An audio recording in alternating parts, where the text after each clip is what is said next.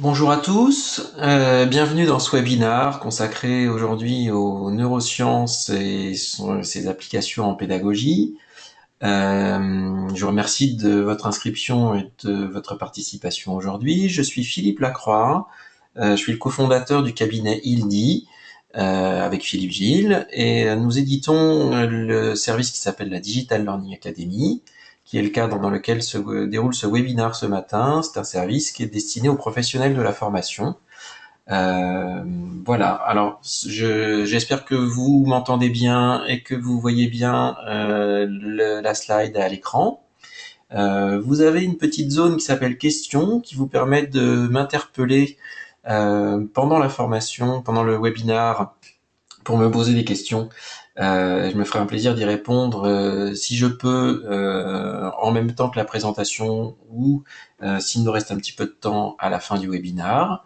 On est ensemble pendant une demi-heure à peu près, jusqu'à midi. Alors une demi-heure c'est assez court, mais finalement on va essayer de faire le tour rapidement du sujet.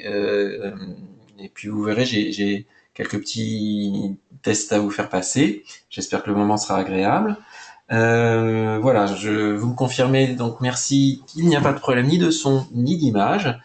J'en profite pour vous dire donc que ce webinaire est enregistré et que vous recevrez donc demain, pour tous les inscrits, tous les présents, le support du webinaire ainsi que sa retranscription, son enregistrement.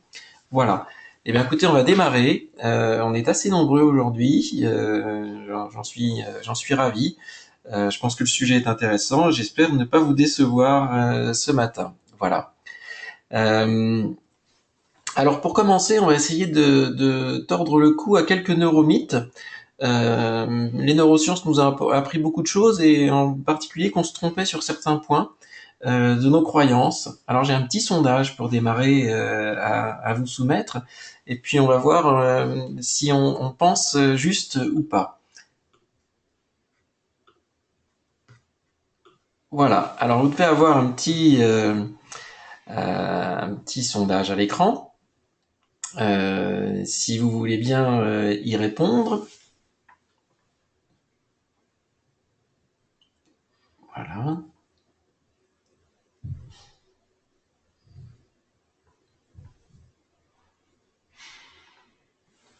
Alors vous voyez que j'ai voulu être volontairement un tout petit peu provocateur en parlant du cerveau des hommes et des femmes.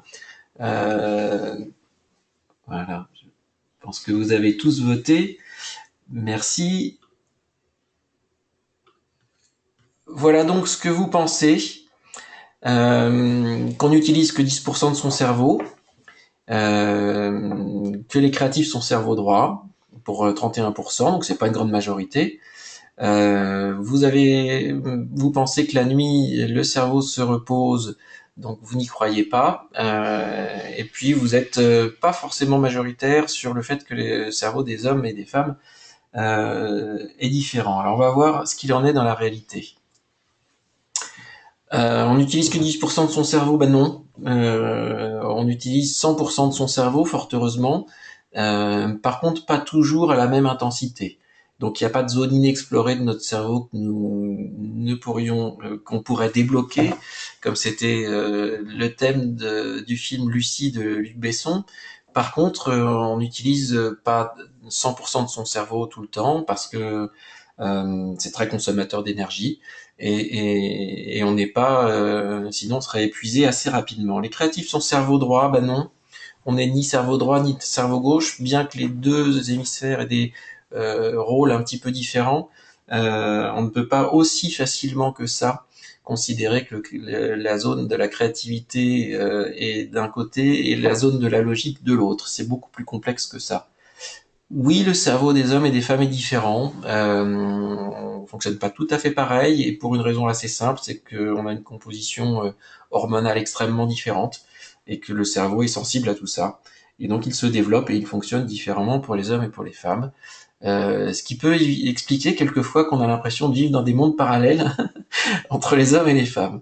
La nuit, le cerveau ne se repose pas, au contraire, il a une activité assez intense qui permet de fixer un certain nombre de choses apprises dans la journée, de développer notre imaginaire et surtout de régénérer un certain nombre de choses déjà acquises par une combinaison et un renforcement des liens neuronaux. Donc c'est une activité très intéressante, ce qui se passe la nuit, très importante, absolument indispensable à tout bon apprentissage. Donc si vous avez des enfants, couchez-les tôt. Euh, voilà. Alors qu'est-ce qu'on sait de notre cerveau aujourd'hui après l'avoir exploré sous différentes formes? On l'a exploré principalement au début par des dysfonctionnements, des gens qui avaient des maladies ou qui avaient eu des accidents au cerveau, et on regardait la conséquence de ces accidents sur ce qu'ils avaient plus de mal à faire.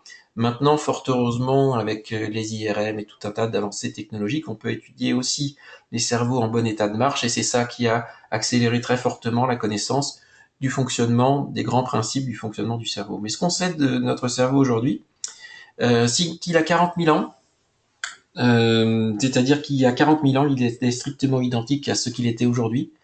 Par contre, notre environnement était très différent. Donc on a un cerveau qui est extrêmement adapté à un environnement qui est celui que vous avez sur la photo. Il est conçu pour résoudre des problèmes de survie. Il est conçu pour vivre dans la nature, donc on doit se dépenser pour le faire fonctionner correctement, parce que il a besoin de s'alimenter de notre activité physique pour être en bon état de marche. Voilà, donc à cette époque-là, on devait se nourrir, on devait lutter contre les prédateurs, on devait être en éveil, on devait trouver des solutions à des problèmes, et on devait faire 20 km de marche par jour. Et notre cerveau, il est fait pour fonctionner correctement dans cet environnement. Alors aujourd'hui, on n'est plus tout à fait dans la nature, on fait plus vraiment 20 km de marche par jour, on ne bouge plus beaucoup et on reste plutôt assis devant son écran toute la journée. Il va donc se transformer, mais aujourd'hui, on hérite de ce cerveau-là. Alors de quoi est constitué notre cerveau? Je ne suis pas scientifique et donc je vais vous donner une approche symbolique du cerveau. Voilà, on n'est pas là pour faire une dissection du cerveau, mais pour en trouver à peu près le fonctionnement. Donc on a au cœur de notre cerveau un cerveau reptilien qui régule toutes nos fonctions vitales, la respiration, le cœur, le sommeil, etc. Euh, on a un cerveau très important, ce qu'on appelle le cerveau mammifère, qui gère notre faim, notre activité sexuelle, les mécanismes de peur ou de défense et les émotions. Et on y reviendra sur ces émotions, c'est extrêmement important. Puis après, on a ce qu'on a appelé le cerveau humain, c'est-à-dire celui qu'on attribue à la symbolique, la logique, la réflexion, la créativité. Ce n'est pas le plus développé, mais c'est celui qui nous donne le plus de différenciation par rapport à un simple mammifère. Toute cette partie cerveau humain, c'est notre conscient, c'est ce qu'on décide, dont on a la maîtrise, c'est nos choix, c'est notre réflexion, c'est notre personnalité qui s'exprime dans cette partie-là consciente. Tout le reste, le cerveau mammifère et le cerveau reptilien, on le subit, on n'y peut rien, on n'a pas le contrôle sur cette partie-là de notre cerveau, et elle régit pourtant quasiment 90% de ce qui fait nos décisions, nos réactions, nos émotions, ce qu'on ressent, et contre lequel on ne peut pas lutter. Hein, c'est mécanique, le cerveau fonctionne en toute autonomie, et notre cerveau humain ne peut pas le contrôler, peut éventuellement s'y adapter, mais quelquefois il n'a même pas conscience de ce qui nous a amené à prendre telle ou telle décision. Alors on a l'impression que plus on évolue, plus on a la maîtrise, mais au contraire, on ne maîtrise pas grand-chose dans ce qui se passe dans notre cerveau. Alors je vais vous exposer quelques petites choses importantes quand on parle de formation, parce qu'on soumet les gens à un exercice qui n'est pas si simple que ça. On leur demande d'être attentifs, hein, on dit écoutez-moi, ou on dit concentrez-vous, voilà, on est dans l'injonction de ce genre de choses.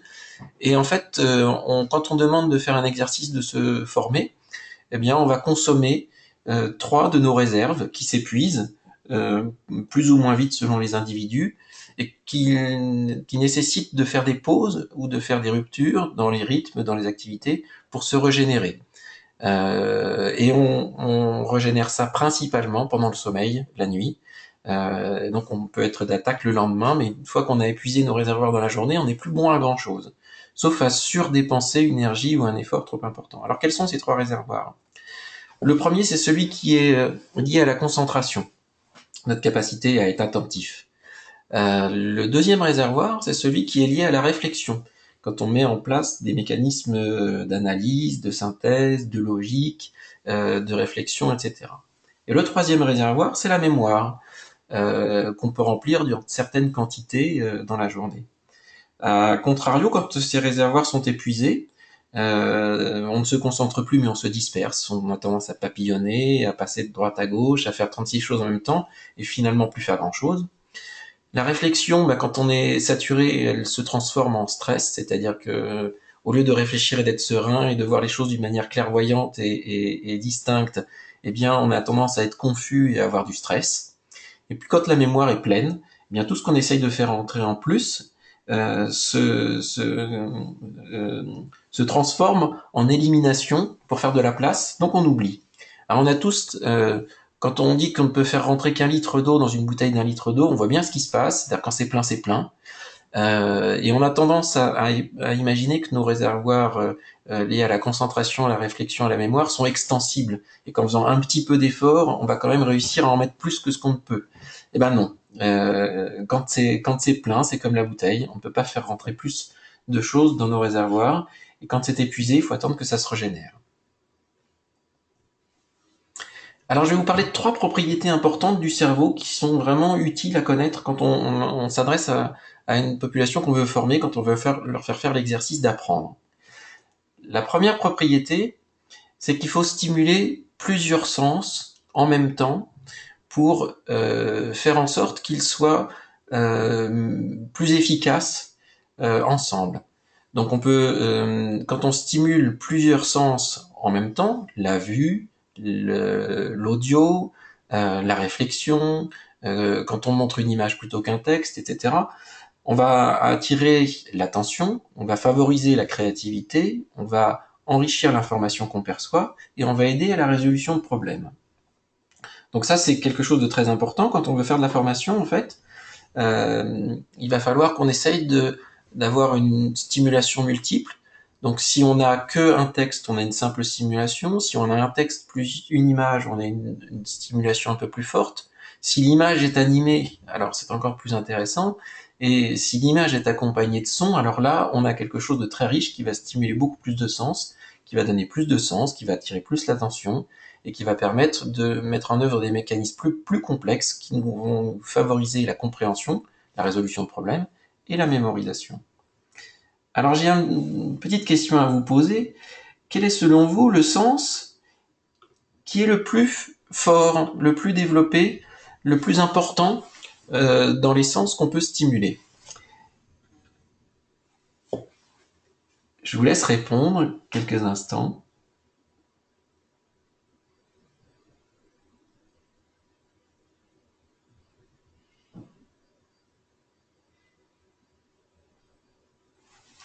Ok, le vote se stabilise.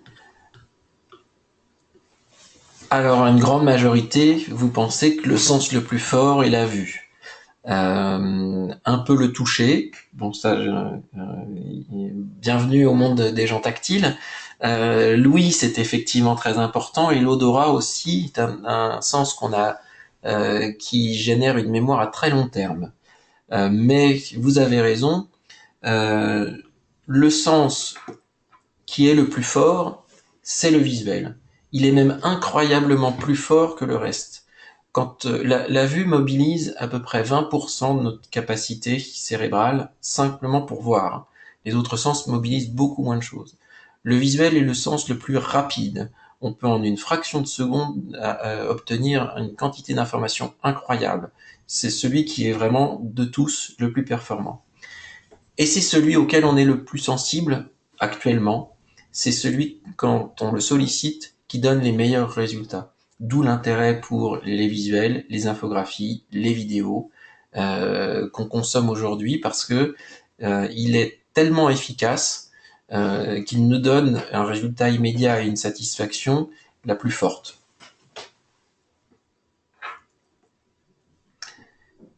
La troisième propriété qu'on peut avoir qu'on connaît aujourd'hui, c'est l'intérêt qu'on peut avoir pour les émotions. Et quel est le rôle des émotions? Alors, l'émotion, la principale action que ça peut avoir, que ça peut générer chez un individu quand on lui suscite des émotions, c'est la motivation. C'est même la même racine grammaticale des deux mots. Alors, qu'est-ce qui se passe quand on suit une formation et qu'en même temps, on a des émotions? Ça va déclencher chez nous un signal qui est c'est important. Quand on reçoit de la joie, quand on reçoit quelque chose qui nous interpelle, quand on a quelque chose qui nous choque, eh bien ça déclenche le signal important. Ça va favoriser la motivation, ça va favoriser notre attention et ça va renforcer notre mémorisation.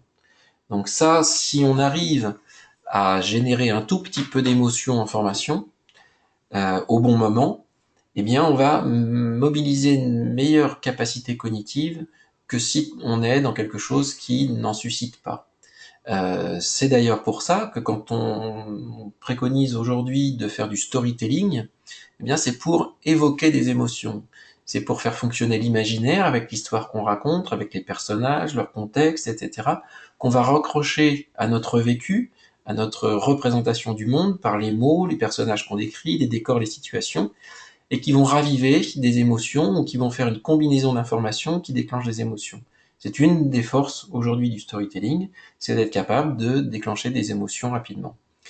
L'audio peut aussi déclencher des émotions. Donc, quand on veut sonoriser un module de formation, utiliser un speaker qui aura une voix qui sera charmante, qui sera très agréable, va susciter des émotions de plaisir ou de sensations agréables, et ça sera très intéressant. L'audio est d'un des médias qui peut le plus déclencher les émotions. C'est d'ailleurs le seul sens qui est capable de nous donner des frissons, voire de nous tirer des larmes quand on écoute la Calas. Donc les émotions sont extrêmement importantes et l'audio y contribue beaucoup. Alors je vais faire, voilà, c'est celle-ci, la troisième propriété du cerveau dont je voulais vous parler. Il y a une petite erreur sur ma slide que je corrigerai tout à l'heure. Qu'est-ce que c'est que la mémoire? Vraiment, c'est en général ça qu'on essaye d'activer au maximum dans une formation. On veut que les gens se souviennent de la formation. Rappelez-vous de mon réservoir qu'on ne peut pas remplir au-delà. Il ne faut pas jouer à un jeu de dupe. C'est-à-dire quand on a une formation de 2 jours, on ne peut pas faire passer 3 jours d'information en 2 jours de formation, ça ne rentrera pas. Quand on a un module de formation qui dure 1 heure, ça ne sert à rien de remplir 1 heure avec un sujet qui mériterait largement d'y consacrer 3 ou 4 heures pour s'en souvenir correctement. Donc on ne peut pas remplir la mémoire au-delà d'une certaine taille. Mais on va faire un petit exercice pour essayer de voir qu'on se trompe en général sur notre capacité à mémoriser et qu'il y a une très grande différence entre mémoriser et se souvenir. Voilà, mémoriser c'est stocker, se souvenir c'est être capable de retrouver l'information qu'on a stockée. Et il y a une grande différence entre les deux. On peut stocker beaucoup de choses et en retrouver peu. Et en formation, ce qu'on veut, c'est que les gens se souviennent plus que mémorisent.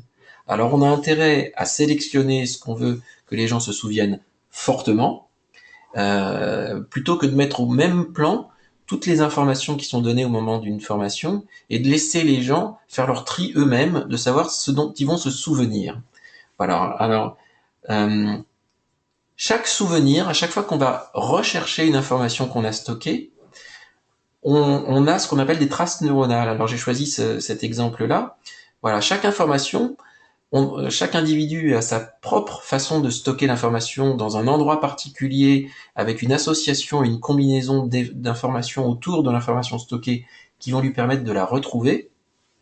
Et quand on stocke une information et qu'on va la rechercher, on va réactiver ces traces neuronales. Plus on réactive les traces neuronales qui sont le chemin vers l'information qu'on a stockée, et plus la trace sera facile à trouver. Alors, j'ai fait ce dessin-là. Imaginez des skieurs dans la neige.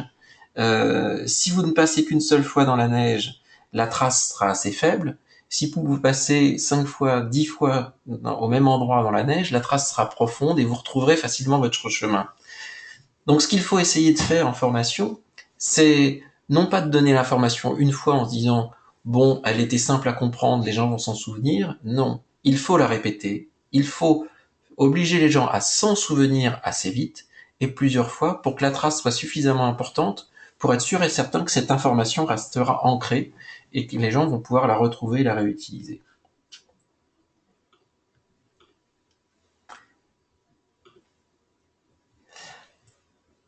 Alors, quelle est la capacité de notre mémoire? On va faire un petit test ici. Vous allez voir, c'est assez simple. On a tendance à la sous-estimer, alors qu'on a une capacité de mémorisation importante. Par contre, ce qu'on a tendance à surestimer, c'est notre capacité à nous en souvenir, c'est-à-dire être capable de retrouver l'information stockée. On va faire un exercice très simple, ça prend quelques minutes, et on va le voir. Je vais vous passer des photos que je vais laisser 3 secondes à l'écran, je vais vous en passer 10, donc ça va nous prendre 30 secondes, et je vais vous demander après de combien vous souvenez. Voilà la première.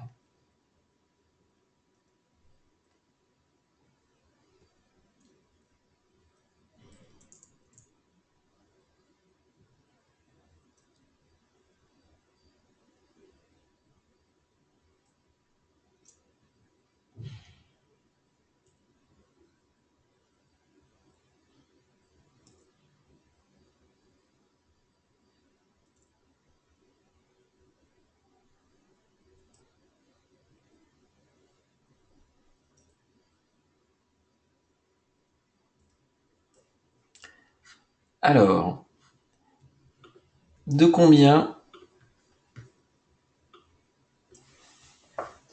de photos vous souvenez-vous?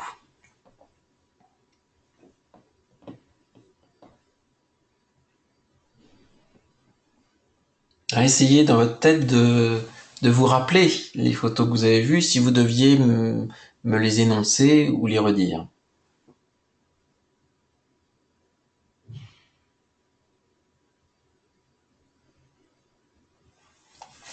Ok. Pratiquement tout le monde a voté. Voilà.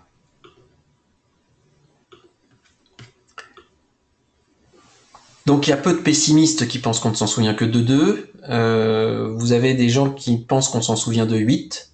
Et une très faible proportion de gens qui pensent qu'on s'en souvient toutes. Alors je vous ai un peu facilité les choses parce que sur ma slide j'ai marqué toutes. Et je vous le prouve qu'on se souvient de toutes. La deuxième chose que je vais faire, je vais vous repasser 10 photos que je vais laisser moins de 3 secondes. Et vous allez pouvoir vous rendre compte par vous-même que instantanément, vous pourriez dire si vous l'avez déjà vu ou pas. Donc sur les 10, il y en a que vous avez vu et d'autres que vous n'avez pas vu. Et sans aucune erreur, pour chacune des photos, vous pourrez dire si vous l'avez vu ou si vous ne l'avez pas vu. Et je vais vous dire après pourquoi est-ce que c'est si facile.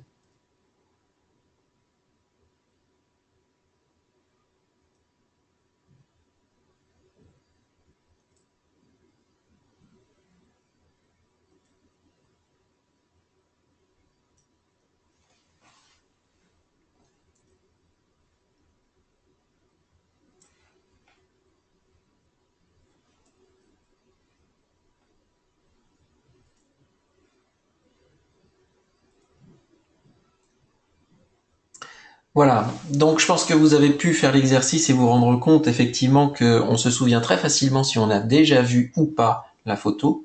J'ai fait l'exercice sur 10 parce qu'on a peu de temps, mais croyez-moi, j'aurais pu vous la faire sur 50 et on aurait eu le même résultat. Notre mémoire a une grande capacité de stockage. Ce qui est difficile, c'est de retrouver. Alors pourquoi l'exercice a été facile de savoir si vous l'aviez déjà vu ou pas? Parce que si je vous remontre une photo et que vous l'avez déjà stockée à un endroit, c'est-à-dire que dans votre cerveau, ça a pris un certain chemin. Si je vous la remontre, ça fait exactement le même chemin. Et vous pouvez percevoir si ce chemin, c'est la première fois que vous l'empruntez ou pas. Euh, donc, si on avait plus le temps, j'aurais fait l'exercice sur beaucoup plus de photos et vous aurez vu qu'en fait, notre capacité de mémorisation, elle est bien plus grande qu'on ne peut l'imaginer. Ce que j'ai essayé de vous démontrer là, c'est qu'il faut réactiver assez vite les traces de ce que vous voulez mémoriser pour qu'elles soient durables et pérennes. Voilà. Alors les conséquences en formation, quelles sont-elles? En fait, il y a une quatrième propriété du cerveau dont j'aurais dû vous parler. Tac,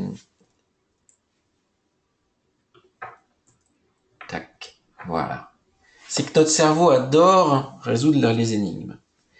Donc si vous essayez de transformer une formation, non pas comme un message descendant, mais comme un exercice individuel où il va falloir relever des défis, relever des challenges, surmonter des difficultés, répondre à des questions, etc., vous avez beaucoup plus de chances d'attirer l'attention des gens que si vous énoncez simplement des vérités, même si elles sont correctement proposées, démontrées, etc. Mais faites réfléchir les gens, pariez plus sur l'intelligence que sur la mémoire, et vous gagnerez beaucoup plus d'efficacité que habituellement. Alors, les connaissances de ce qu'on a aujourd'hui en neurosciences en formation, les voilà. Faites votre cinéma, c'est-à-dire essayez de mettre en scène les choses, non pas avec les moyens du cinéma, etc., mais essayez d'avoir une même approche, de raconter des choses, de mettre en image. Sollicitez au moins 3 sens en cohérence, c'est-à-dire ne faites pas que lire ou que regarder une image ou que regarder une vidéo. Essayez de mettre un peu de lecture, un peu d'interactivité, un peu d'image, des choses qui sollicitent des sens différents, de l'audio surtout. Respectez la règle des 10 minutes, c'est-à-dire ne demandez pas une activité intense au-delà de 10 minutes, faites des ruptures, ce qui ne veut pas dire qu'il faut s'arrêter de se former, mais il faut faire des choses beaucoup plus simples toutes les 10 minutes, et on va regonfler un tout petit peu nos réservoirs pour pouvoir repartir 10 minutes de plus. Essayez de mettre une forme ludique sous forme d'interrogation, d'énigmes, de jeux, de surprises. Essayez de susciter des émotions, et pas toujours les mêmes, donc surprenez, faites rire, voilà, essayez de mêler un petit peu d'épices qui vont donner du sens aux formations. Répétez sous différentes formes pour faire en sorte que donc la mémorisation, la trace soit bien ancrée. Ménagez des pauses. Répétez dans le temps, c'est-à-dire espacer la répétition. Hein, revenez sur des points qui ont été vus précédemment. Faites un tout petit rappel si vous pouvez pour que s'établissent des connexions entre les sujets. Et proposez des séquences Eureka, c'est-à-dire où vous récompensez la résolution d'un problème, la réussite, parce que ça va générer dans le cerveau de la dopamine, et c'est une des hormones sur lesquelles on est plus sensible et on est totalement addict à ça. Hein, quand vous jouez sur votre téléphone et que vous réussissez des petits challenges, ne serait-ce qu'aligner trois bonbons sur Candy Crush, à chaque fois que vous y arrivez, ça déclenche de la dopamine et c'est ça qui génère l'addiction. Donc, essayez d'avoir des séquences Eureka dans vos séquences de formation. Donc, si on peut résumer de ce qu'on connaît aussi aujourd'hui des neurosciences qui vont nous donner des éclairages sur des méthodes qui marchent un peu mieux que d'autres en formation, c'est d'essayer de stimuler plusieurs sens, essayer de combiner les émotions au moment important de la formation pour que la concentration et l'attention et la compréhension soient favorisées. Comprenez bien que la mémoire est quelque chose qui est très vaste mais qui s'entretient. Donc pensez à la répétition et au renforcement des traces neuronales que ça engendre pour que les gens se souviennent plus facilement. Et puis, essayez de stimuler la curiosité. Hein, le cerveau adore les énigmes, donc posez des énigmes, faites réfléchir avant d'apporter la solution. Ça sera beaucoup plus riche. Voilà ce que je pouvais vous dire aujourd'hui des quelques petites choses qu'on connaît sur les neurosciences. Euh, je vois qu'il y a donc quelques questions qui ont été posées sans que le texte en même temps que le son soit plus défavorable pour la compréhension. Oui, euh, le texte en même temps que le son, l'exact même texte que le son qui est entendu est désagréable. Je m'explique. Si vous sous-titrez un dialogue ou au contraire si vous lisez un texte mot à mot à l'écran, il va y avoir obligatoirement un décalage de vitesse entre votre vitesse d'audition et la vitesse de lecture, et ça va donner un sentiment très désagréable. Si par contre, soit l'audio, soit le texte est un résumé de l'un ou de l'autre, alors à ce moment-là, comme vous n'avez pas besoin de synchroniser la lecture avec ce que vous entendez, vous allez être dans le bon sens du renforcement des sens, tel que je l'ai exposé tout à l'heure. Voilà. J'ai une autre question. Oui, j'ai lu récemment qu'il n'y a pas de différence, il n'y a plus de différence entre le cerveau des hommes et le cerveau des femmes. Il n'y a plus de différence physiologique, mais il y a quelques différences de fonctionnement quand même. Et encore une fois, on est qu'au tout début de la compréhension du fonctionnement fin du cerveau, et on a encore beaucoup de choses à découvrir. Donc peut-être qu'un jour, on va découvrir que ceci était faux, effectivement. Voilà, écoutez, il est midi 2. Je vous remercie de votre présence. Si vous voulez poursuivre cet échange, eh bien, il est possible de le faire dans le forum LinkedIn de la Digital Learning Academy. Je pourrai répondre aux questions que vous nous y posez. Sinon, comme je vous l'ai dit, demain, vous aurez donc par email le support de cette présentation ainsi que sa transcription audio. Voilà. Je vous remercie tous. Je vous souhaite une très bonne journée. Et puis à bientôt pour un autre webinaire dans un mois, donc le dernier jeudi du mois. Voilà, très bonne journée à tous. À bientôt.